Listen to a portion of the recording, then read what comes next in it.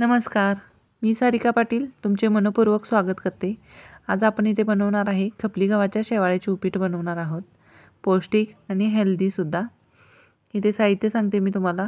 थोडीशी कोथिंबीर, 5 ते 7 मिरच्या व एक मोठा कांदा, थोडेसे शेंगदाणे व थोडासा कढीपत्ता घेतलेला आहे।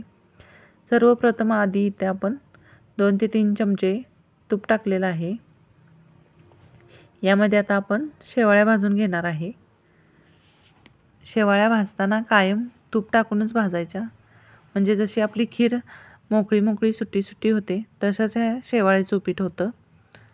आणि मेन म्हटलं तर शेवाळ्या चांगल्या भाजल्या तरच आपलं उपीट छान होतं व चांगलं होतं। त्यासाठी शेवाळ्या अत्यंत चांगल्या भाजणे खूप गरजेचं आहे यामध्ये। इकडे बघा, अशा थोड्याशा शेवाळ्या गुलाबी होईपर्यंत भाजून घ्यायच्या। लो हीटवरच भाजायच्या, नंतर शेवाळ्या थोड्या थोड्या लागायला सुरू होतात। शेवाळ्या शक्यतो करून जरा बारीक चुरून घ्यायच्या, म्हणजे आपल्याला हलवायला सुद्धा कढईमध्ये सोपं जातं। कढई थोडीशी मोठी घ्या, म्हणजे शेवाळ्या आपल्याला छान अशा हलवायला येतात। इथे आता मी शेवाळ्या एका प्लेटमध्ये काढून घेतलेल्या आहेत। आता आपण फोडणीची तयारी करूयात।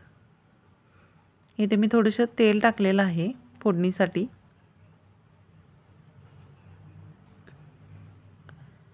तेल चांगलं तापून द्यायचं, त्यातच मोहरी टाकायची। आधी मोहरी, सर्वप्रथम कायम मोहरीच टाकायची, परत जिरे टाकायचे। यामध्येच आता आपण थोडासा कढीपत्ता टाकणार आहोत। यामध्ये थोडेसे आता शेंगदाणे भाजून घ्यायचे आपण। शेंगदाणे चांगले खरपूस भाजून घ्यायचे। यामध्येच आता आपण थोड्याशा मिरच्या टाकणार आहोत।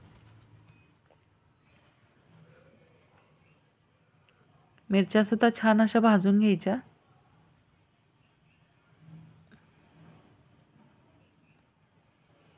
यामध्ये आता आपण कांदा भाजून घ्यायचा आहे। अशा प्रकारे केले की मुलंही खातात व आपल्यालाही आनंद होतो। यामध्ये थोडेसे 1 ते 1.5 चमचा मी हळद घातलेली आहे। मसाला आपला अजिबात करपवून द्यायचा नाही, आपण हळद वगैरे घातलेली। एकसारखं असं हलवत राहायचं। त्यामध्येच थोडंसं आता आपण हिंग घालायचं आहे।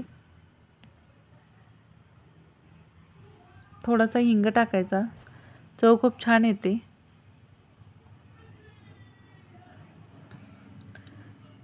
असे एकसारखं हलवून घेतल्याने आपल्या कढईमध्ये मसाले लागत वगैरे नाहीत। यामध्ये आता चवीनुसार मीठ घालायचं आहे।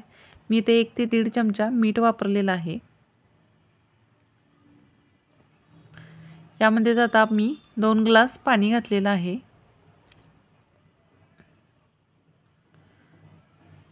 आणि मीठ आणि तिखट मेंटेन करण्यासाठी मी थोडीशी साखर टाकलेली आहे।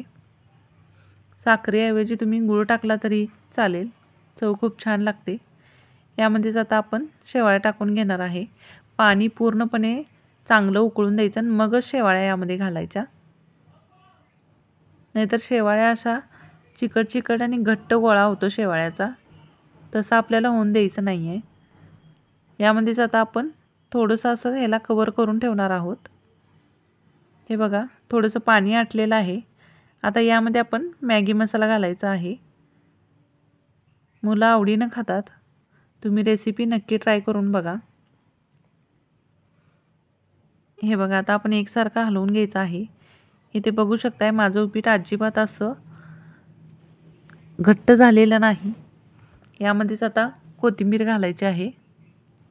सळसळीत पूर्ण शेवाळ्या झालेल्या आहेत। इथं आपलं उपीट तयार आहे, बघू शकताय तुम्ही। मस्त असं आपलं उपीट तयार आहे। त्यावरच आपण एक तुपाची धार सोडणार आहोत, म्हणजे मुलांना तिखट अजिबात लागणार नाही। त्यासोबत लिंबू। रेसिपी कशी वाटली कमेंट करून नक्की सांगा। आणि व्हिडिओ आवडल्यास लाईक करा, शेअर करा, कमेंट करा, सबस्क्राईब करा। धन्यवाद।